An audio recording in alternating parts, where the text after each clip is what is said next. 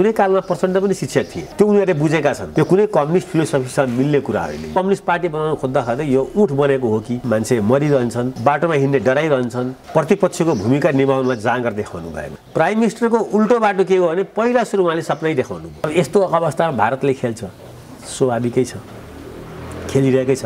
शेरबहादुरजीलाई के छ भने हिजो यसले मलाई भयङ्कर धोका दिएको छ भन्ने छ, मैसँग एलायन्स गएर चाहिँ ओलीजीसँग मिलो भन्ने छ। शेरबहादुरजीको चाहिँ साँठगाँठ पनि हुनसक्छ। प्राइम मिनिस्टर ओलीले आफ्नो गेम खेलिदिए। त यहाँ के देखिन्छ भने पोलिटिकल स्मार्टनेसमा ओलीभन्दा अरूहरू काँचो कचिलो देखियो। प्रधानमन्त्री ओली यो मामलामा स्मार्ट देखिनु भएको छ। संसद पुनर्स्थापना भयो भने के गर्ने भन्ने प्लानिङ चाहिँ माधव, झलनाथ, प्रचण्डसँग र शेरबहादुरजीसँग पनि रहेछ। यिनीहरूले प्लान ए बनाए संसद स्थापना गर्ने।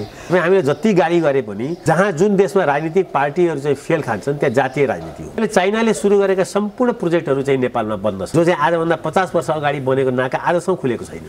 अब कम्युनिस्ट पार्टी यो टुटफुटमा चाहिँ यति मात्रै टुटफुटले चाहिँ भारतले चित्त बुझाउँछ। नेपालको समाज पनि त्यस्तो होइन। यो कम्युनिस्टको नाममा यो ठुलो धोकाधडी नेपालमा भएको छ। नेपालको कम्युनिस्ट आन्दोलन चाहिँ बाहुनवादमा आधारित छ। कम्युनिस्ट पार्टी चाहिँ कम्युनिस्ट पार्टी नेपालमा अब रहेन। 7 सालदेखिकै राजनीतिक अस्थिरताले नेपालको समृद्धिको यात्रामा चाहिँ तगारोको काम गरेको थियो। सबै अवसरहरू खेर गइरहँदाखेरि बदलिँदो राजनीतिक घटनाक्रममाथि केन्द्रित रहेर कुराकानी गर्नका निम्ति राजनीतिक विश्लेषक पुरञ्जन आचार्य हामीसँग हुनुहुन्छ।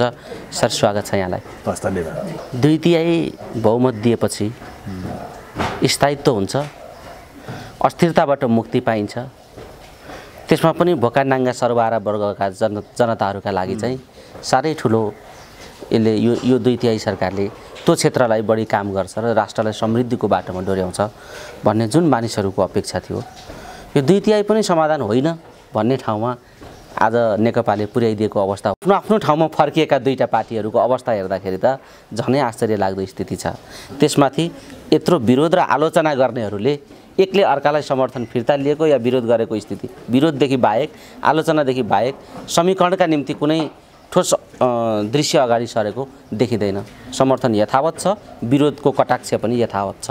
यो कस्तो खालको राजनीतिक अभ्यास हो र यसलाई तपाईँले कसरी नियालिराख्नु भएको छ बताइदिनुहोस् त। विहङ्गम प्रश्न छ होइन। प्रश्नको चाहिँ अब सुरुवात र आदि अन्तले त समग्र नेपालको राजनीतिक चाहिँ दृष्टिकोणै यसमा समाएको छ। पहिला सुरु गरौँ के राजनीतिक स्थिरताले समृद्धि ल्याउँछ भन्ने कुरा तपाईँको प्रश्नमा अन्तर्निहित छ। किनभने त्यसभित्र चाहिँ हाम्रो नेपालीहरूको अपेक्षा र भरोसा के थियो भने यता 3 दशकको अझै भनौँ 7 सालदेखिकै राजनीतिक अस्थिरताले नेपालको समृद्धिको यात्रामा चाहिँ तगारोको काम गरेको थियो भन्ने थियो र सबैले अवसर पाएका थिए। राजाले अवसर पाएका हुन्, त्योभन्दा अगाडि पनि चाहिँ राणाहरूले अवसर पाएका हुन्, पछि नेपाली काङ्ग्रेसले पनि अवसर पाएको हो होइन। तर सबै अवसरहरू खेर गइरहँदाखेरि एउटा चाहिँ न्यारेटिभ के डेभलप भयो भने अब यो अस्थिर राजनीति नै चाहिँ समृद्धिको यात्राको तगारो हो भन्ने भयो। कम्युनिस्टहरूले त्यसलाई बजाए। नेपाल अब तत्कालीन रूपमा नेकपा एमाले र माओवादीले के भन्यो भने कम्युनिस्टलाई बहुमत दियो भने राजनीतिक स्थिरता पनि दिन्छौँ, समृद्धि पनि दिन्छौँ भने नेपाली जनताले त्यो भरोसा र विश्वास गरे, त्यसमा पत्याए त्यो कुरालाई र 2/3 सरकार बन्यो। 7 मध्ये 6 प्रदेशमा अहिले पनि सरकार छ। तर पनि के छ भने समृद्धिको यात्रा चाहिँ सुरुवात पनि नभएको जस्तो देखिन्छ होइन। राजनीतिक स्थिरताको त कुरै नगरौँ।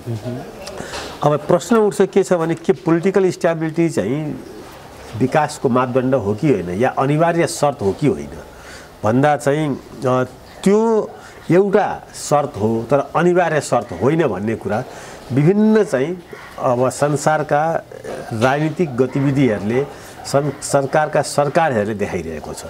जस्तो अहिले हामीले यो कुरा गर्दाखेरि इटालीमा चाहिँ यो मतलब यो 5 वर्षमा 3-4 सरकार परिवर्तन भइसक्यो तर त्यसको समृद्धिको यात्रा अगाडि बढिरहेकै छ।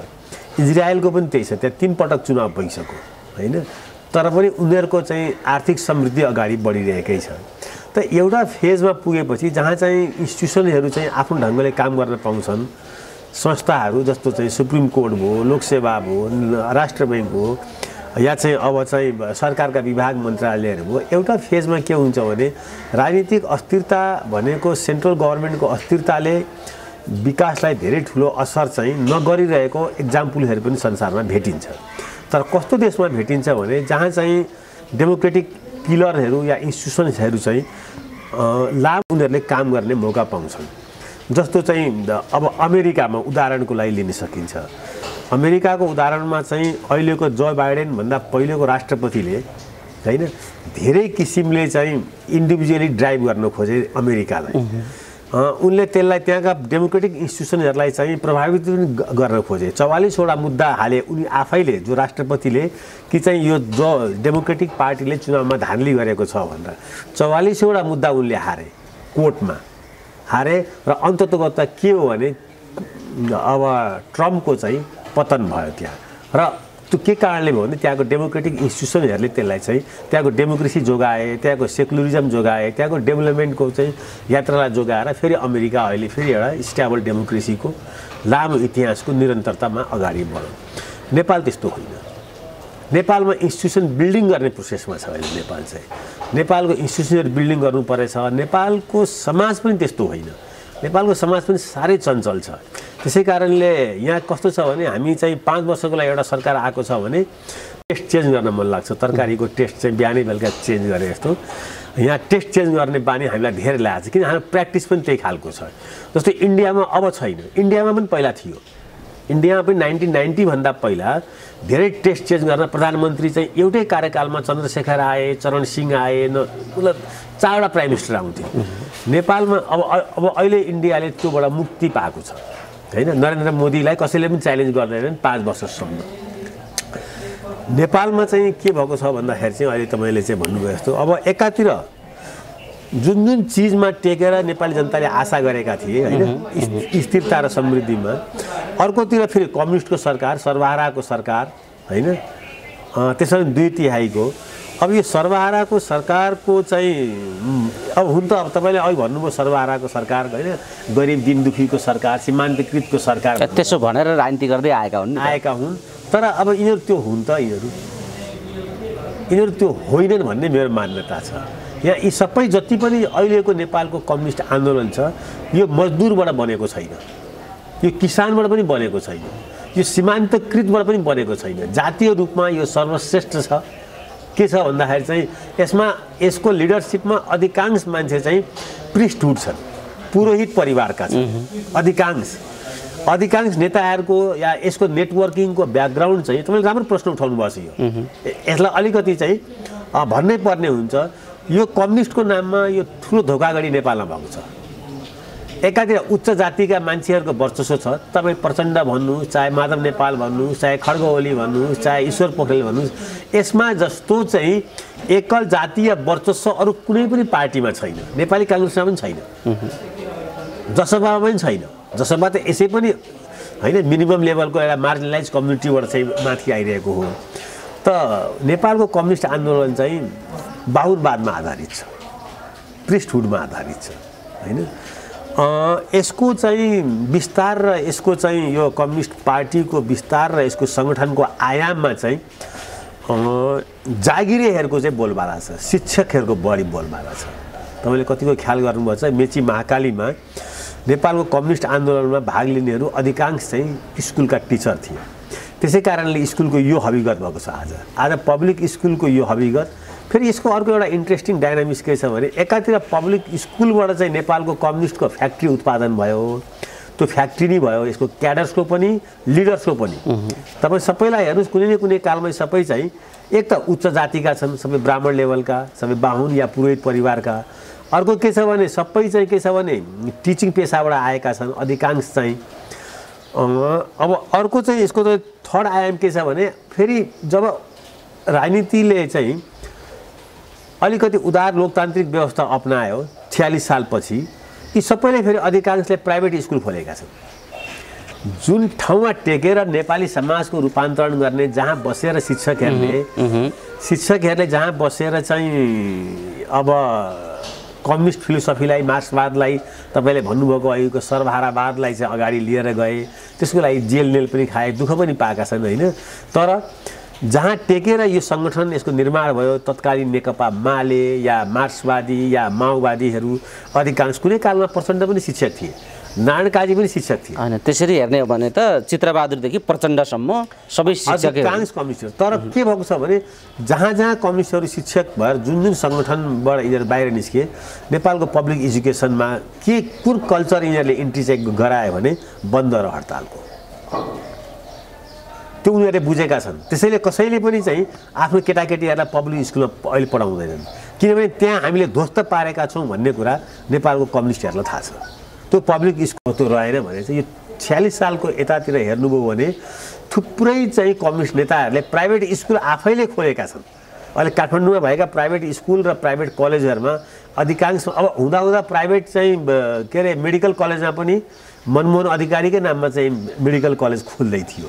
अब अस्ति प्रधानमन्त्री स्वयंले पनि झापामा गएर प्राइभेट चाहिँ क्यान्सर हस्पिटलको चाहिँ उद्घाटन गरेर आउनुभयो होइन, भाषणै ठोक्नुभयो उहाँले चाहिँ के समथिङ पर्साईको। त अब एकातिर के छ भने राजनीतिक फिलोसफी एकातिर छ, राजनीतिक व्यवहार अर्कोतिर छ। मुलुकको सीमान्तकृत चाहिँ सर्वहारा जुन अघि तपाईँले प्रश्न गर्नुभयो या किसान मजदुर या जो चाहिँ मार्जिनलाइज कम्युनिटीमा तल बसिरहेका छन् उनीहरूको अपेक्षा र भरोसा कम्युनिस्ट पार्टीमा थियो। यहाँनिर चाहिँ के भन्न सकिन्छ भने यहाँनिर चाहिँ कम्युनिस्ट पार्टी चाहिँ कम्युनिस्ट पार्टी नेपालमा अब रहेनन्। अब यी चाहिँ साँच्चै नै जुन यिनीहरू रुटबाट आएका थिए आफ्नो पुरोहित रुटबाट अहिले हेरौँ न, अहिले पशुपतिनाथप्रति चाहिँ प्रधानमन्त्रीको ठुलो अगाध आस्था जागेको छ। राम मन्दिर बनाउनको लागि चाहिँ करोडौँ रुपियाँ उहाँले चाहिँ दिन्छु भनेर कमिटमेन्ट गर्नुभएको छ। यो कुनै कम्युनिस्ट फिलोसफीसँग मिल्ने कुरा होइन। यो एक त नेपालको संविधानसँग पनि यो कुरा बाँझिन्छ, किनभने नेपालको संविधानले अहिले चाहिँ सेकुलरिजमलाई चाहिँ अपनाएको छ। त न्यारेटिभ्स के बन्यो भन्दाखेरि नेपालको कम्युनिस्ट भएनन्। नेपालको समृद्धिको लागि राजनीतिक स्थिरता मात्रै पनि पर्याप्त भएन हैन। त्यो ग्लोबल कन्टेक्स्टमा पनि त्यो कुरालाई चाहिँ हामीले चाहिँ हेरेर कम्पेयर गर्न सक्छौँ। अब त्यसै कारणले अबको बाटो के, यो त झन् समस्या हो। एकातिर काङ्ग्रेसले राजनीतिक स्थिरता दिन नसकेर टुटफुट भएर देश 3 दशकसम्म यसरी चाहिँ अप्ठ्यारोमा परिरहेको छ, ट्र्यापमा छ, विभिन्न ट्र्यापमा छ। अर्कोतिर एउटा अन्तिम होप भनेको कम्युनिस्टहरूको होप हो, कमसेकम यसले चाहिँ मिडल क्लासलाई र अप्पर क्लासलाई या चाहिँ अब नगरे पनि लोवर क्लासलाई मार्जिनलाइज कम्युनिटीलाई चाहिँ यसले एड्रेस गर्छ भन्ने एउटा जुन होप थियो, जो यसको कन्स्टिट्युसन पनि हो, भोट ब्याङ्क पनि हो, यसको सपोर्ट बेस पनि यसको त्यही थियो। अब त्यो पनि निराश हुँदाखेरि अबको बाटो चाहिँ के, यो प्रश्न अहिलेको नेपालको मूल प्रश्न हो। आखिरमा भोलि पनि यही पार्टी हुन्छन्। तपाईँ हामीले जति गाली गरे पनि, मैले हिजो अस्ति भर्खर एउटा चाहिँ टेलिभिजनमा पनि भनेको थिएँ, जहाँ जुन देशमा राजनीतिक पार्टीहरू चाहिँ फेल खान्छन् त्यहाँ जातीय राजनीति हुन्छ। तपाईँले नोटिस गर्दाखेरि हामीले के देख्छौँ भने तराईमा जब नेपाली काङ्ग्रेस कमजोर भयो त मधेसवादी पार्टी जागे। अब अहिले नेपालको आइडियोलोजी बेस्ड पार्टी दुईवटा हो, एउटा काङ्ग्रेसै हो जसले लिबरल भ्यालुलाई, सेकुलरिजमलाई हैन, ट्रान्सपरेन्सी डेमोक्रेसीलाई मान्दछ। नेपाली काङ्ग्रेसले पार्टीले कति मान्दछ त्यो भिन्दै कुरा हो, भ्यालु उसको त्यो हो, प्रिन्सिपल त्यो हो। पार्टी त्यसमा हिँडेको छ कि छैन त्यो त अब प्रशस्तै च्यालेन्ज गर्न सकिन्छ, तर उसको ब्रोडर युनिभर्सल भ्यालु चाहिँ त्यो हो। अब नेपाल कम्युनिस्ट पार्टीको चाहिँ भ्यालु र प्रिन्सिपल के हो भन्दा अब उनीहरूको अन्तर्राष्ट्रिय दर्शन त उनीहरूले छोडिसके, किनभने उनीहरूको भ्यालु प्रिन्सिपल भनेको वान पार्टी सिस्टम हो, कार्ल मार्क्सको फिलोसफी हो, लेनिनको कार्यनीति हो हैन। त्यसमा अरू पार्टीलाई ब्यान्ड हो, जस्तो लाओस, भियतनाम, कम्बोडियातिर आज हामी त्यसको एक्जाम्पलहरू हेर्न सक्छौँ, चाइनामा पनि हेर्न सक्छौँ हैन। अब तर त्यो सबै कुराहरू उनीहरूले चाहिँ र उनीहरूको चाहिँ अन्तिम लक्ष्य के हो भने साम्यवादको हो, जहाँ चाहिँ पुगेर चाहिँ सबै चाहिँ प्राइभेट चाहिँ पुँजीको अन्त हुन्छ हैन। अब त्यो सपना आज न चाइनामा छ, न भियतनाममै छ, न लाओस र कम्बोडियामै छ। आज सबभन्दा धेरै अरबपतिहरू निस्किने ठाउँ चाइना भइरहेको छ, अमेरिका भन्दा पनि धेरै हैन। धेरै ठुलो चाहिँ अब पुँजीवादको चाहिँ उसले चाहिँ पुँजीवादबाटै उसले 80 करोड चाइनिजहरूलाई चाहिँ बिलो पोभर्टीबाट माथि ल्याएको छ। आज यो 3 दशकमा चमत्कारिक विकास गरेको छ। त्यसकारणले अब नेपाल चाहिँ एउटा यो सैद्धान्तिक रूपमा पनि ट्र्यापमा छ, फिलोसफिकली पनि प्र्याक्टिकली पनि। यसमा चाहिँ के छ भने यो चाहिँ राम्रो बनाउँछु भन्दा भन्दै संविधान, पार्टी राम्रो बनाउँछु भन्दा भन्दै ब्रह्माले चाहिँ त्यो एकदम राम्रो बनाउन खोज्दाखेरि त्यो उठ बनेको थियो अरे क्या। सबभन्दा राम्रो एनिमल बनाउँछु र आफू चढ्छु भनेर ब्रह्माले सृष्टिको क्रममा, अब यो मिथ हो हैन, तर पनि के हो भने त्यो बनाउन खोज्दै सबैभन्दा कुरूप चाहिँ उठ बनाउने हैन। त्यस्तै नेपालमा अहिले के भएको छ भने नेपालको कम्युनिस्टहरूले चाहिँ जनताको बहुदलीय जनवादलाई चाहिँ कलकत्ता सम्मेलनबाट कलकत्तामा गएर यिनीहरूले त्यसलाई चाहिँ सिपिएमसँग बसेर त्यसलाई चाहिँ स्वीकारेका थिए। त त्यो सबै घटनाक्रमहरूबाट चाहिँ के देखिन्छ भने राम्रो कम्युनिस्ट पार्टी बनाउन खोज्दाखेरि यो ऊँट बनेको हो कि, किनभने अब आफ्नो आइडियोलोजी छोडेका छन्, प्रिन्सिपल छोडेका छन्, कार्यनीति छोडेका छन्, कार्यक्रमहरू पनि छोडेका छन् होइन। किनभने धेरै ठुलो प्राइभेट सेक्टरमा उनीहरूको विश्वास छ। स्टेटको रोल अब पब्लिक ट्रान्सपोर्टै नेपालमा स्टेटको छैन नि। मैले चाहिँ यो कम्युनिस्ट पार्टीले 2/3 सरकार बन्दाखेरि अब मन्त्री नेपालका प्रभावशाली चाहिँ कम्युनिस्ट नेताहरूसँग बसेर यसरी कुराकानी गर्न मौका पाएको थिएँ। एकपटक होइन, पटक पटक अहिले पनि पाइरहेकै हुन्छु। के गर्दा ठिक हुन्छ भनेर सोधेका थिएँ। मैले चाहिँ अब अरू कुराहरू तपाईँहरूले सक्नुहुन्न, शिक्षा, स्वास्थ्य र पब्लिक ट्रान्सपोर्टलाई कमसेकम स्टेटले रेगुलेट गरोस्। स्टेटले यसलाई चाहिँ पब्लिक ट्रान्सपोर्ट त जबसम्म चाहिँ नेपालको सडकमा सरकारले चलाउँदैन तबसम्म यो सडक जहिले पनि अशान्तै हुन्छ। यहाँ मान्छे मारिरहन्छन्, मान्छे मरिरहन्छन्, बाटोमा हिँड्ने डराइरहन्छन्।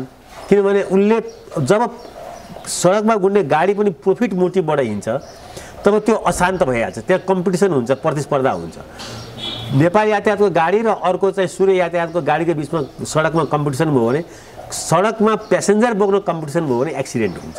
अहिलेको नेपालमा पहाडमा जति एक्सिडेन्ट भएको छ, तराईमा एक्सिडेन्ट भएको छ, यो मोटिभ नै चाहिँ ट्रान्सपोर्टेसन जुन मिन्स छ यसको चाहिँ प्रफिट भएको छ। त्यहाँ हामी एक्सिडेन्टको रेट चाहिँ सबभन्दा साउथ एसियामा हाई नेपालमा किन छ भने त्यही कारणले छ। त अब कम्युनिस्ट तपाईँले अहिले भन्नुभयो नि, जुन कम्युनिस्टहरूले बडा हुँदा पनि आश नगरे अब कोबाट आश गर्ने भन्दा अब यो आश चाहिँ थियो पब्लिक स्कुलहरू राम्रो हुन्, पब्लिक हस्पिटल राम्रो हुन्, गभर्मेन्टका चाहिँ निकायहरूले चाहिँ डेलिभरी गर्दाखेरि चाहिँ घुस नमागुन्, ट्रान्सपोर्टेसन राम्रो होस् भन्दा। तर अब अहिले यो 3.5 वर्षको अनुभवले अब मैले चाहिँ टेलिभिजनमा मात्रै होइन कम्युनिस्ट नेताहरूसँग यसै गरी यी पनि धेरैपल्ट कुरा हुँदा भनेको छु मैले, खोइ त्यो पनि भएन भन्दाखेरि चाहिँ नसकिँदै रहेछ भनेर स्वीकारोक्ति पनि छ उनीहरूको। अब अहिले त झन् अब फुटेको बेलाको कुरै भयो। यो नसकिनुको कारण जस्तो प्रमुख प्रतिपक्षीले काम गर्न दिएन भन्ने ठाउँ पनि छैन। मिलिजुली सरकार भयो, एक तरिकाले हामीले सोचेअनुसारको हाम्रो सिद्धान्त विचार र कार्यक्रम अनुसारको दृष्टिकोण अनुसारको विकासका योजनाहरू लान सकिएन, समृद्धिका योजनाहरू जनताबीच पुर्याउन सकिएन भन्ने ठाउँ पनि छैन। 2/3 सरकार बनेको थियो, प्रमुख प्रतिपक्ष निधाएर बसेको थियो, प्रमुख प्रतिपक्ष छ कि छैन भन्ने स्थिति त्यो लोकतन्त्रको बडा सुन्दर नमुना बाध्यता हो या बुझेर लोकतन्त्र बुझेर हो। काङ्ग्रेसले पनि सदनमा त देखाएकै हो हार्दिकता। त यस्तो बेला यो सरकारलाई काम गर्न नदिएको केले हो तपाईँले देख्दा? पहिला सुरु चाहिँ तपाईँको यो भनिहाल्नु, मलाई लाग्छ नेपालको इतिहासमा सबैभन्दा चाहिँ चक्लेट प्रतिपक्ष चाहिँ अहिले नै थियो शेरबहादुरजीको नेतृत्वमा। उहाँले कहिले पनि चाहिँ पार्लियामेन्टमा उभिएर प्रतिपक्षको भूमिका निभाउनमा जाँगर देखाउनु भएन। सरकारको विरुद्धमा प्रतिपक्ष जहिले पनि चाहिँ 3टा कुराहरूमा सक्रिय हुन्छ। संसारमै प्रतिपक्षको रोल 3टा हो। पहिलो कुरो, सबभन्दा पहिलो कुरो, यो सरकारलाई जनताप्रति उत्तरदायी बनाउनको लागि प्रतिपक्षले संसदमा पिपुलको आवाज बोल्दछ, पिपुलले पाएका दुःखहरूको। एक अर्को कुरा, सरकार भ्रष्ट नहोस् भनेर त्यो सरकारमाथि उसले सधैँभरि चाहिँ औँला उठाइरहन्छ। त्यसको पारदर्शिताको लागि, ट्रान्सपरेन्सीको लागि ऊ चाहिँ उसको कामै त्यही हो, एउटा जनताप्रति उत्तरदायी बनाउने, अर्को चाहिँ के छ भने सरकारलाई ट्रान्सपरेन्ट बनाउने, र अर्को थर्ड के हो भने पार्लियामेन्टभित्र चाहिँ प्रतिपक्षले जनताको हित र जनताको चाहिँ फाइदाको लागि, अनुकूलताको लागि बिलहरूलाई रिफर्म गर्ने। लेजिस्लेटिभको कामै त्यही हो। अगर सरकारले चाहिँ संसदलाई झन्झट मान्नु छ भने त्यो पार्लियामेन्टलाई इफेक्टिभ बनाउने काम पनि कसको हो भन्दाखेरि चाहिँ प्रतिपक्षको। अब हाम्रो सौभाग्यले प्रधानमन्त्री केपी ओलीजीको सौभाग्य, नेपाली जनताको दुर्भाग्य, अपोजिसन पार्टीको नेता शेरबहादुरजीले कहिले पनि यो काममा रुचि देखाउनु भएन। उहाँलाई यो काममा इन्ट्रेस्ट लागेन। कहिले पनि उहाँले पार्लियामेन्टमा उभिएर 10 मिनट पनि चाहिँ यो सरकारलाई चाहिँ अम्लो ठडाएर त ट्रान्सपरेन्ट भइनस्, नागरिक समाजले भने, मिडियाले भने होइन, अब हामीले पनि भन्यौँ, लेख्यौँ पनि। तर अब यो चाहिँ ओलीजीको अब भाग्य, अब नेपाली काङ्ग्रेसको दुर्भाग्य यहाँले चाहिँ देखिन्छ। त्यो एउटा चाहिँ अब न्यारेटिभ चाहिँ नेपालमा चाहिँ बस्यो। अब काम केले गर्नु दिएन भन्दाखेरि काम गर्नको लागि चाहिँ कुनै पनि नेतामा 3टा कुरा हुनुपर्छ। एउटा इन्टिग्रिटी हुनुपर्छ। इन्टिग्रिटी भनेको पहिला सुरु आफू चाहिँ नैतिक रूपले चाहिँ म कुनै पनि किसिमको विराम गर्दिनँ भनेर है त्यो चाहिँ त्यो ठाउँमा ठ्याक्कै टेक्नुपर्छ। अर्को इन्टेलिजेन्ट पनि हुनुपर्छ, किन विभिन्न अप्सन र चोइसहरूलाई चाहिँ बेस्ट चोइस के हो भनेर त्यो नेताले चाहिँ छुट्याउन सक्नुपर्छ, किनभने रिसोर्सको कन्स्ट्रेन्ट छ नेपालमा। र अर्को नेतासँग इनर्जी पनि हुनुपर्छ। अब अहिलेको नेता नेपालमा जो छ, जो चाहिँ एउटा ड्राइभिङ सिटमा बसेको छ, प्रधानमन्त्री भन्नु, उहाँसँग चाहिँ अब उहाँ सबै विषयको ज्ञाता हुनुहुन्छ, इन्टेलिजेन्ट हुनुहुन्छ होइन। अब उहाँले कोरोना कसरी ठिक हुन्छ त्यो पनि भन्नुहुन्छ होइन। आध्यात्मवाद के हो, पूर्वीय दर्शन के हो त्यो पनि उहाँले छोड्नुहुन्न। रामको जन्मभूमि कहाँ हो, उहाँ त आर्कोलोजिस्ट पनि हुनुभएको छ, ठोकुए गरेर भन्नुहुन्छ। उहाँले विभिन्न प्रकरणहरूमा चाहिँ आफूलाई चाहिँ अब अब्बल नम्बरको चाहिँ इन्टेलिजेन्ट चाहिँ साबित गर्नुभएको छ। र इनर्जीको पनि कमी छैन उहाँमा। 4वटा किडनी शरीरभित्रै छ, 2टा त आफ्नो प्रकृतिले नै दिएको होइन, 2टा चाहिँ उहाँभित्र हालिएको। त्यतिमा पनि उहाँ सबैभन्दा एक्टिभ हुनुहुन्छ। अहिले पनि बोल्न, आमसभा गर्न उहाँ एक्टिभै हुनुहुन्छ।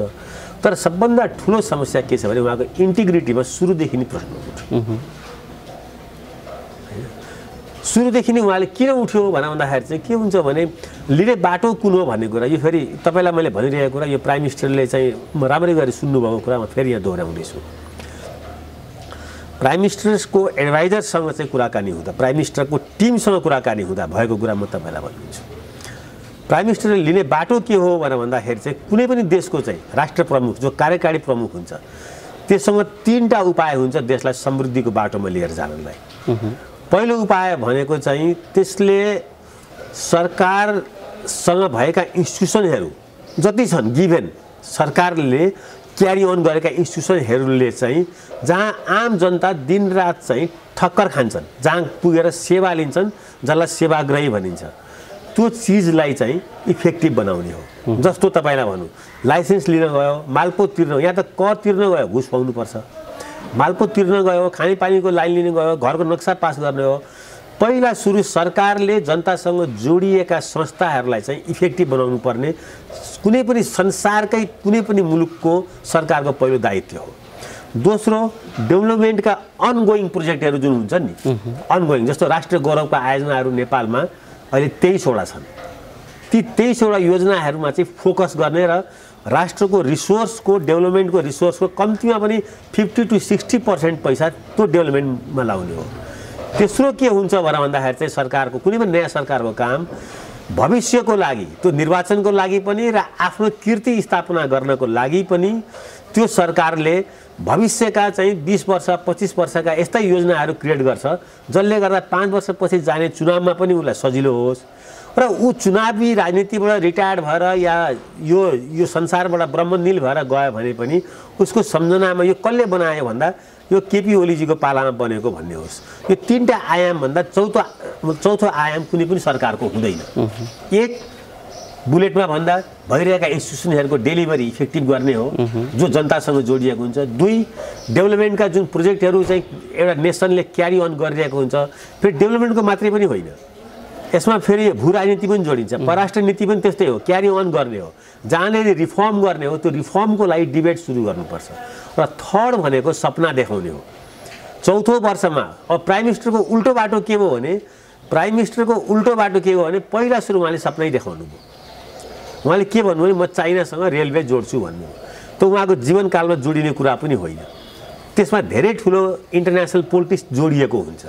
अर्को उहाँले के भन्नुभयो भने म पानी जहाज चलाउँछु भन्नुभयो। पानी जहाज चलाउनुको लागि पहिला सुरु त 10-20 वर्ष लगाएर यहाँ सुएज क्यानल जस्तो नहर बनाउनु पर्यो नि। पानी जहाज चलाउने किन? पानी जहाज चलाउनुको लागि एउटा चाहिने मिनिमम चाहिने चाहिँ कमसेकम पनि चाहिँ कि त समुद्रबाट पानी ल्याउनु पर्यो कि नदीहरूलाई चाहिँ क्यापेसिटी त्यो बिल्डिङ गर्नु पर्यो, क्यापेसिटी इन्हान्स गर्नु पर्यो। नेपालमा चाहिँ पानी जहाज चलाउने कुरा र पानी जहाज चलाएर त्यसबाट चाहिँ सामान ढुवानी गर्ने कुरा, ल्यान्डबाट होइन, अब हवाई जहाजबाट सामानहरू ल्याउनलाई महँगो हुन्छ तब न पानी जहाजको आविष्कार भएको हो। त पानी जहाज ल्याउनुको लागि पहिला क्यानल बनाउनु पर्यो, त्यो क्यानलमा पानी ल्याउने व्यवस्था गर्नु पर्यो। उहाँले पहिला सुरु नै उल्टो बाटो हिँड्नुभयो। फेरि यो प्रधानमन्त्रीको दायाँ बायाँ सबसँग मेरो यो कुराहरू भइरहँदाखेरि मैले यसै गरी भनेको थिएँ प्राइम मिनिस्टरको प्राथमिकताहरूको तय यसरी गर्नुपर्छ भनेर। तर उल्टो बाटोमा प्राइम मिनिस्टर गएर अहिले के भयो? अहिले चाइनाले सुरु गरेका सम्पूर्ण प्रोजेक्टहरू चाहिँ नेपालमा बन्द छन्। कति ख्याल गर्नुपर्छ, रिङ रोड बन्द छ, चाइनाबाट आउनुपर्ने चाहिँ भ्याक्सिन पनि आएको छैन। अहिले मानवीय पक्षबाट उठेका कुराहरू पनि चाइनाबाट आइरहेको छन्, किनभने चाइना र नेपाल सरकारको सम्बन्ध अहिले खराब भएको छ। अहिले आएर सम्बन्ध खराब भयो, सबै कुरा बन्द भयो होइन। चाइनाले दिएको 8 लाख चाहिँ कोरोना भ्याक्सिन पनि त आफै उठा भनेर छ। अहिले गएर उठाउन सक्ने क्षमता पनि नेपाल सरकारले जागर देखाएको छैन, किनभने त्यो भ्याक्सिन कसैले लाउँछन् र भन्ने प्रश्न पनि छ होइन। चाइनाले त्यो भ्याक्सिन यहाँ ल्याउने जागर पनि देखाएको छैन। मैले के भने सरकारले जहिले पनि चाहिँ यो 3टा कुराहरूभन्दा चाहिँ फ्युचरिस्टिक प्लानिङको पनि सरकार चाहिँ कहीँ न कहीँ अब अलिकति कम्युनिस्ट उन्मादमा 2/3 अहङ्कार र घमण्डमा मलाई लाग्छ चाहिँ सरकारले चाहिँ बाटो बिरायो र यो 5 वर्ष झन्डै जुन चाहिँ कम्युनिस्ट 2/3 थियो त्यो खेर जाला भन्ने डर भयो। त्यसै कारणले सरकार जब उल्टो बाटो हिँड्छ, मलाई जानु छ विराटनगर, म चाहिँ यहाँबाट चाहिँ अब गोर्खातिर लागेँ भने म विराटनगर पुग्नु त मलाई चाहिँ पृथ्वीको 1 चक्कर लाउनु पर्यो नि। त अहिलेको सरकारले चाहिँ लिएको डेभलपमेन्टको मोडलै चाहिँ मलाई लाग्छ चाहिँ त्यो उल्टो हो, उल्टो बाटो लियो। सही योजना र कार्यक्रम नबनाउनुको परिणाम, सही चिन्तन, सही दृष्टिकोण, सही सोच भएन भन्ने समग्रमा धेरै ठुलो चाहिँ ग्लेमराइज गर्नुभयो। केमा भन्दाखेरि चाहिँ अब भनौँ न, भयो त केही सुनको तस्करी बन्द गर्छु भन्नुभयो, भएन। सिन्डिकेट तोड्छु भन्नुभयो, त्यो पनि चाहिँ भएन। घर घरमा चाहिँ ग्यास पाइपलाइनबाट जोड्छु भन्नुभयो, त्यो पनि भएन। चाइनासँग चाहिँ म चाहिँ अब 6वटा नाका खोल्छु, अब चाहिँ एकदम अल सिजन। त्यो कुनै चाहिँ के छ भन्दाखेरि चाहिँ जुन जुलाईको लागि होइन, अल सिजन। त्यो कुनै त्यहाँबाट चाहिँ रेलवे अहिले आउने, अझै म ग्यारेन्टी गरिदिन्छु 15 वर्ष रेल आउँदैन। तपाईँ हामीले नोटिस गर्ने हो भने चुनावभन्दा अलिकति अगाडि पोखरामा यसरी नक्सा फिजाएर चाइनिजहरू 2-4 जना आएर यो बाटोबाट चाहिँ हामी चाहिँ यहाँ रेलवे जोड्छौँ भनेर आएका थिए। त्यो पनि चुनावको पूर्व सन्ध्यामा। त्यो के हो भने त्यो चुनावी नारा हो। चुनावको लागि गरिएका नाराहरू त्यो जनतालाई उल्लु बनाउनु हो क्या। अब जनता अब बिचारा सुझा साझा नेपाली जनता हो न हो। अब इन्डियाले इकोनोमी चाहिँ ब्लकेट गरेर दुःख दिइरहेको थियो, केटाकेटीहरूले चाहिँ ल्याक्टोजिन खान पाएका थिएनन् होइन। किडनीका पेसेन्टहरूले चाहिँ डायलिसिसमा बस्न पाएका थिएनन्। त्यो सबै कुरा केमा गएर चाहिँ टुङ्गियो भने चुनावमा उग्र राष्ट्रवादको नारामा कम्युनिस्टहरूले भोट लिएर 2/3 ल्याए। त्यहाँसम्म ठिकै थियो त्यो। तर त्यसपछि चाहिँ के छ भन्दाखेरि चाहिँ भारतसँगको निर्भरता कम गर्नको लागि जुन दिमागमा सोच राखिएको थियो त्यो उल्टो थियो। कमसेकम यही चाहिँ अहिले तातोपानी नाकालाई अल सिजन खुल्ने गरी जो चाहिँ आजभन्दा 50 वर्ष अगाडि बनेको नाका आजसम्म खुलेको छैन।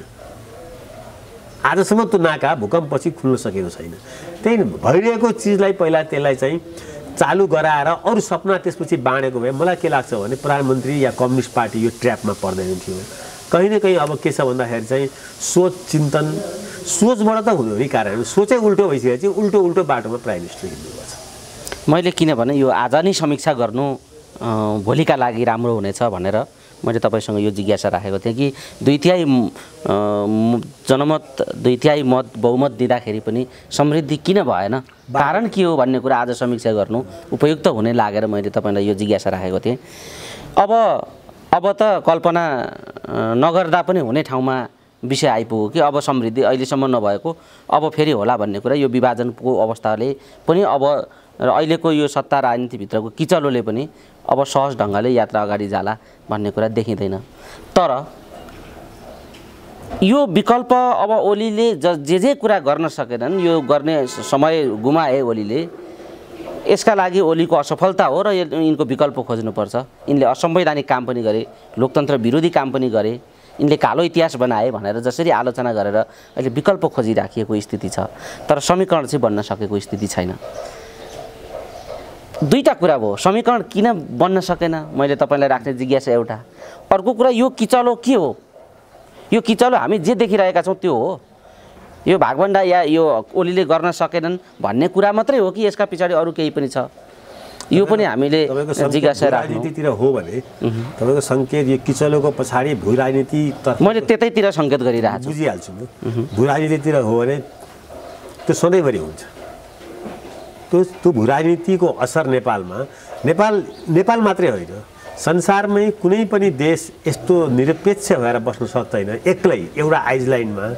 र जब हामी चाहिँ विश्व एउटा चाहिँ संसारमा एउटा ग्लोबल भिलेज भन्छौँ भने नेपाल पनि एउटा ग्लोबल भिलेजको पार्ट हो र यसलाई नेपालमा हुने गतिविधिहरू नेपालमा हुने चाहिँ कुनै पनि किसिमको राजनीतिक आर्थिक सामाजिक गतिविधिहरू त्यो अब तपाईँलाई अझै यसलाई चाहिँ सर्टकटमा यसरी समेटेर ल्याउँदा भारतले पनि हेर्छ चिनले पनि हेर्छ युरोपले पनि हेर्छ अमेरिकाले पनि हेर्छ त्यो स्वाभाविक हो त्यो हेर्छ र त्यो तिनीहरूको हेराइलाई कसरी आफ्नो देश अनुकूल आफ्नो जनता अनुकूल बनाउने भन्ने कौशल नै त्यही हो राजनीतिज्ञ त्यही राजनीति अहिलेको यो जुन चाहिँ गोलमालको कुरामा धेरै मानिसहरूलाई के अनुमान लागिरहेको छ भने चीनले हारो नेपालमा भारतले जित्यो हैन त्यही हैन चीन चाहिँ ले कम्युनिस्ट पार्टीलाई मिलायो माओवादी र एमालेलाई हो पनि चिनिया टिमै आएको हो मिलायो 2/3 सरकार बनाउन मद्दत गर्यो अब के मद्दत गर्यो त्यो उसैले जानुस् त्यो चाहिँ घोस्ट कुराहरू भयो हैन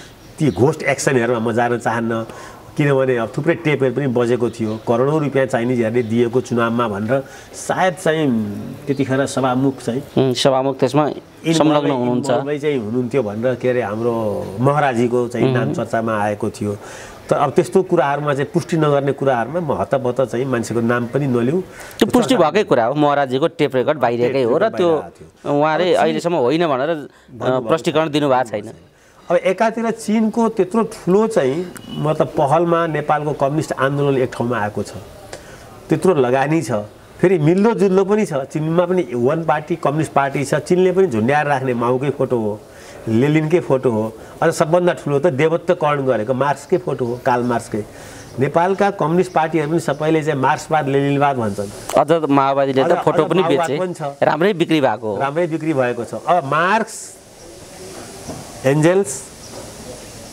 लेनिन माओ चारैवटा चाहिँ को चाहिँ मक्का मदिना अहिले चाइना नै हो अब त्यसको चाहिँ एउटा चाहिँ सेटेलाइट नेपाल बनिरहँदाखेरि चाइनाको लागि चाहिँ नेपालमा राजतन्त्र गइसकेपछि जब नेपालमा राजतन्त्र रहेन तब उसको भरपर्दो साथी को हो त पक्कै पनि नेपाली कांग्रेस होइन यहाँ पनि उसलाई चाहिँ एउटा चाहिँ पोलिटिकल एजेन्ट त चाहियो नि त भरपर्दो जो जनतामा भिजेको छ जसको शक्ति छ त पक्कै पनि उसले चाइनाले चाहिँ त्यो कम्युनिस्ट पार्टीलाई लियो अब आज कम्युनिस्ट पार्टी फुट्दाखेरि चाहिँ जोगाउनको लागि यहाँको एम्बेसडरको दौडधुपले पुगेन हामीले देख्यौँ त्यो उताबाट प्लेन लिएर कोरोनाको बेलामा पनि प्लेन चार्टर गरेर चाहिँ हाई लेभल भाइस प्रेसिडेन्टको लेभलको चाहिँ चाइनिज कम्युनिस्ट पार्टीको मान्छे नेपालमा आए उनीहरूले प्रयत्न के गरे भन्दाखेरि प्रधानमन्त्री ओली तिमी राजीनामा देऊ सुनेको कुरा यो मेरो कानमा आएर भनेको छैन तर मिडियाले जसरी चाहिँ भन्यो बुझ्यो हामी त्यसै गरी बुझ्ने हो तिमी राजीनामा देऊ र कम्युनिस्ट पार्टीको एकतालाई चाहिँ अछुन राख यसलाई फुट्न नदेऊ भन्दा ओलीजीले मलाई तेरो सहयोग पनि चाहिँदैन म प्राइम मिनिस्टरबाट राजीनामा पनि दिन्न मै कन्टिन्यू गर्छु भन्दा यो पार्टी विघटनतर्फ गयो त्यसपछि चीनबाट आउन थाले के रे चाहिँ भारतबाट आउन थाले भारतबाट रका प्रमुख आए हैन चार्टर प्लेनमा त्यसपछि भारतको रक्षा सचिवहरू आए सबैजना आए त्यसपछि के हो भन्दाखेरि चाहिँ हाम्रो प्रधानमन्त्री ओलीजीलाई भारतले जोगाउन थाल्यो भन्ने कुराहरू अहिले भनौँ न आजको मितिसम्म पनि यो एउटा न्यारेटिभ्स के छ भने अहिलेको प्रधानमन्त्री अब चिनिया कार्ड छोडेर भारतीय कार्ड खेल्दै हुनुहुन्छ भन्ने छ तपाईले भन्नुभएको संकेतको अहिले घर घरको काठमाडौँको चर्चा यो पनि हो अब भारत स्वाभाविक रूपमा नेपालको केन्द्रीय राजनीतिमा बस्नेसँग आँखा चिम्लेर बस्दैन के यहाँ चाहिँ राजनीति गर्नेहरूले प्रधानमन्त्री हुनेहरूले पनि भारत केमा चाहिँ आफ्नो इन्ट्रेस्ट खोज्दैछ र चिनिया इन्ट्रेस्ट केमा हो त्यसमा यहाँका प्राइम मिनिस्टरले पनि आँखा चिम्लेर बस्ने होइन नि दुवैलाई सन्तुलनमा राखेर 1955 को चाहिँ बागलुङ सम्मेलनदेखि चाहिँ भनौँ न पञ्चशीलको सिद्धान्तमा आधारित असंलग्न परराष्ट्र नीतिमा आधारित अब नेपालको भू राजनीति हो त्यो सबै कुरा यसबीचमा तहस नहस भएका छन् नि कहीँ पनि छैन पञ्चशीलका 5 सिद्धान्त पनि छैनन् असंलग्न परराष्ट्र नीति पनि छैन संयुक्त राष्ट्र सङ्घका बडापत्रहरू पनि अहिले कहाँ चाहिँ अब फ्याँकिएका छन् तर नेपालको राजनीतिले अहिले चाहिँ बिग्रिरहेको के हो भनेर भन्दाखेरि चाहिँ नेपालको भू राजनीति पनि हो अब यस्तो अवस्थामा भारतले खेल्छ स्वाभाविकै छ खेलिरहेकै छ अब कम्युनिस्ट पार्टी यो टुटफुटमा चाहिँ यति मात्रै टुटफुटले चाहिँ भारतले चित्त बुझाउँछ अहिले कम्युनिस्ट पार्टी 3 महिना अगाडिसम्म एउटै थियो शक्तिशाली थियो अब अहिले 3टा हुने तर्खरमा छ हैन माओवादी भइसक्यो 2टा भइसक्यो एमाले 2टा हुने तर्खरमा छ राइट अब यो 3टा कम्युनिस्ट पार्टी भएर फुट्दाखेरि त फाइदा कसलाई हुन्छ इन लङ टर्म एउटा नेपाली काङ्ग्रेसलाई चुनावमा फाइदा हुन्छ, अर्को चाहिँ भारतको संस्थापन पक्षलाई फाइदा हुन्छ। किनभने पक्कै पनि यहाँको कम्युनिस्ट पार्टीलाई उसले यो चाहिँ चाइनाकै सेटेलाइट हो भनेर हेर्छ होला। स्वाभाविक पनि हो, किनभने ती सबैको कोठामा मार्क्स र लेनिनका फोटोहरू छन्। पार्टीको सेन्ट्रल कमिटीमा अहिले पनि जानुभयो भने पछाडि अझ स्टालिनको पनि छ। एक ताकत चाहिँ होचिमिनको पनि हुन्थ्यो, पछि त्यसलाई झिक्न थाले।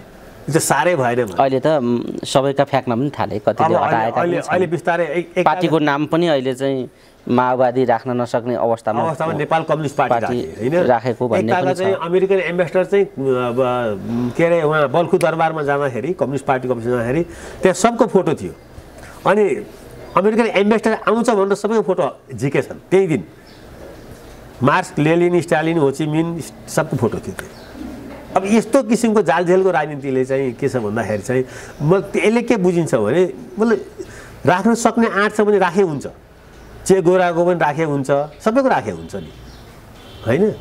तर अब जब आँटै छैन भने त्यसलाई चाहिँ नेपालको भू राजनीतिले दिँदैन, यहाँ युरोपियन युनियनले त्यसलाई मन पराउँदैन, अमेरिकाले मन पराउँदैन, चाइनाले मन पराउँदैन भन्ने हो भने कि राख्ने आँट हुनु पर्यो कि चाहिँ एम्बेसडरसँग डराएर चाहिँ हटाउनु पर्ने पनि अवस्था होइन नि। मलाई नि मार्क्स मनपर्छ, कार्ल मार्क्सको चाहिँ सरप्लस भ्यालु पनि मनपर्छ, दास क्यापिटल पनि पढेको छु मैले, त्यो पनि मनपर्छ होइन। उसको डाइलेक्टिभ मेटेरियलिजम झन् सबभन्दा राम्रो लाग्छ। इतिहासको भौतिकवादी चाहिँ द्वन्द्वको व्याख्या चाहिँ मलाई लाग्छ आजसम्म त्यसलाई च्यालेन्ज गर्ने कोही मान्छे छैन। मलाई पनि कार्ल मार्क्स मनपर्छ, तर कार्ल मार्क्स मनपर्छ भन्नेमा म कम्युनिस्ट हुन सकिनँ नि। र कार्ल मार्क्स मनपर्नेहरूले कार्ल मार्क्सको फोटो राख्दैमा अमेरिकन एम्बेसडर आउँछ भनेर हटाउनु पर्दैन। अमेरिकामा पनि थुप्रै चाहिँ मार्क्सिस्टहरू छन्, मुभमेन्ट पनि छ। चौमेस्की भन्नेको मुभमेन्ट छ, हिज मार्क्सिस्ट, त्यसमा जबरजस्त फलोवर्सहरू छन्। त्यस कारणले के छ भने मैले अघि भनेको कुरा चाहिँ के छ भने चाहिँ इन्टिग्रिटी, इन्टेलिजेन्ट र इनर्जी र चाहिँ इन्टेलिजेन्ट छैन भने त्यसले धेरै बिगार गर्दैन। त्योसँग अगर इन्टिग्रिटी छ भने त्यसले डेलिभरी नगर्ला तर त्यसले बिगार्दैन। तर इन्टिग्रिटी छैन, इन्टेलिजेन्ट र चाहिँ इनर्जी छ, इन्टेलिजेन्ट पनि छ र इनर्जी छ भने त्यसले मुलुकलाई स्पोइल गरिदिन्छ, बर्बाद गर्छ। अहिले भएको त्यही हो, अहिले नेपालमा भएको त्यही हो, हिटलरले गरेको त्यही हो। अहिलेको नेपालमा अहिलेको प्रधानमन्त्री चाहिँ इन्टेलिजेन्ट पनि छन्, इनर्जी पनि छ, इन्टिग्रिटी छैन। अब इन्टिग्रिटी नभइसकेपछि यो तलको दुइटै कुरा नभए पनि हुन्छ। इन्टिग्रिटी मात्रै छ भने पनि हाम्रो मोरङमा एउटा चाहिँ चैतुलाल चौधरी भन्ने थिए के पनि काम नगर्ने, तर के पनि बिगारेनन्। त अर्को अब तपाईँ जङ्गल छ, जङ्गल चाहिँ ध्वस्त पारिदियो भने वातावरण बिग्रियो नि। तर अब के पनि ध्वस्त पारेको छैन भने त म जङ्गल बिगार्दिनँ है, किनभने त्यहाँ आदिवासी ट्राइबलहरूले त्यहाँ लाइफलाइन पाउँछन्, त्यहाँ एनिमलहरूले लाइफलाइन पाउँछन् भनेर बस्यो भने त्यो एउटा मिनिमम इन्टिग्रिटी भयो भने। तर अब इन्टेलिजेन्ट छ, म जङ्गल चाहिँ मासेर चाहिँ फर्निचर बनाउँछु, यहाँ चाहिँ सेटलमेन्ट गर्छु, हाइराइज बिल्डिङ बनाउँछु, इनर्जी पनि छ, त्यसको लागि कुदी पनि हाल्छ भने त्यस्तोले देशलाई बर्बाद गर्छ। त्यस्तो व्यक्तिले आफूलाई एकछिनको लागि चाहिँ रमाउँछ, तर संसार, पृथ्वी, ब्रह्म अब भनौँ न त्यही चिजहरू चाहिँ आज इन्भाइरोमेन्टको यो डिभास्टेसनको पछाडि यही कारण छ। इन्भाइरोमेन्टको पछाडि आजको मूल कारण नै के छ भने कैयन चाहिँ नेताहरूले चाहिँ हामीलाई विकास चाहिन्छ, इन्भाइरोमेन्ट चाहिँदैन भनिदिए। इन्दिरा गान्धीले बोली त्यो भाषण जबरजस्त किसिमले। त्यस कारणले हाम्रा नेताहरूको पनि चाहिँ के छ भन्दाखेरि चाहिँ अब सद्बुद्धि आओस् होइन। ठिक छ, यो तपाईँले बडा क्लियर ढङ्गले आफ्ना विश्लेषणहरू राखिदिनु भयो। आम दर्शक श्रोताले पक्कै पनि एउटा धारणा बनाउनुहुन्छ, बुझ्नुहुन्छ। हामी कुराकानीको अन्तिम चरणमा छौँ। घर घरमा अहिले जे चर्चा छ काठमाडौँमा, त्यसो हो भने यो समीकरण किन बनेन? किन सबै अनिर्णयमा छन्? प्रचण्ड किन समर्थन फिर्ता लिन अनिर्णयमा भइराख्नु भएको छ? ओलीजीलाई यो अप्रिय समर्थन किन बोकिराख्नु परेको? काङ्ग्रेसलाई किन निर्णय प्रधानमन्त्री हुने कुरामा अकर्मण्यता भइराखेको? सत्ताको नेतृत्व गरे के हुन्छ काङ्ग्रेसले? मधेसवादीहरूलाई किन रेशम चौधरीकै मुद्दा प्रधान भयो?